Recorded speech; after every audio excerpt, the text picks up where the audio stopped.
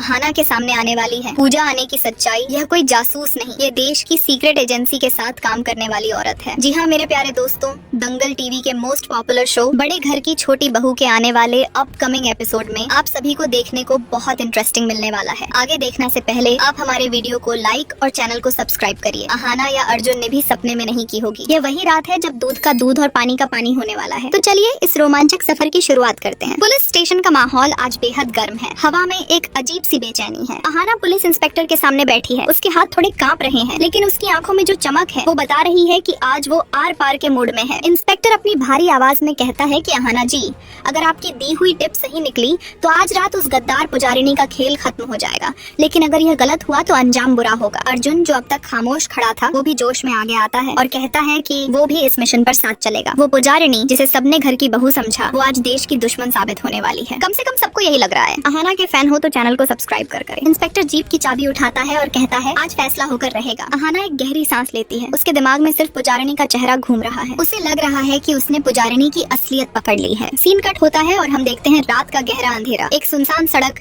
जहाँ सन्नाटे को चीरती हुई एक तेज रफ्तार बाइक की आवाज आती है। उस बाइक पर कोई और नहीं बल्कि पुजारिनी है। उसका चेहरा स्कार्फ और हेलमेट से पूरी तरह ढका हुआ है, जैसे वो किसी बड़े मिशन पर हो। उसके पीछे थोड़ी दूरी पर एक रहस्यमयी आदमी है जिसने ग्रीन शर्ट पहनी है। माहौल में इतना तनाव है कि आप अपनी धड़कनें सुन सकते हैं। इन दोनों के पीछे पुलिस की जीप दबे पांव आ रही है और उस जीप के पीछे अहाना और अर्जुन अपनी बाइक पर सवार हैं। अहाना अर्जुन के कान में फुसफुसाती है, अर्जुन आज सच सामने आकर ही रहेगा, आज वो बच नहीं पाएगी। तभी पुजारिनी की बाइक एक पुरानी खंडहर हो चुकी फैक्ट्री के पास रुकती है। यह वही जगह है जहाँ सारे काले कारनामे होते हैं। वहाँ अंधेरे में एक और हेलमेट पहना हुआ आदमी पहले से खड़ा इंतजार कर रहा होता है। पुजारिनी अपनी बाइक से उतरती है, अपने बैग से एक सीक्रेट हार्ड ड्राइव निकालती है और उस आदमी की तरफ बढ़ाती है। दूर झाड़ियों में छिपे पुलिस वाले अपनी बंदूकें तान लेते हैं। इंस्पेक्टर बहुत ही धीमी आवाज में कहता है बस अब और नहीं, अब इसे रंगे हाथों पकड़ना है। जैसे ही पुलिस टीम उसे घेरने के लिए आगे बढ़ती है तभी एक ऐसा धमाका होता है जो किसी ने सोचा नहीं था। अहाना के फैन हो तो चैनल को सब्सक्राइब करें। अचानक चारों तरफ से तेज रोशनी वाली फ्लड लाइट्स जल उठती हैं और दूर से कई भारी गाड़ियों के सायरन सुनाई देते हैं। सब के सब अपनी जगह पर बुद्ध बनकर खड़े हो जाते हैं,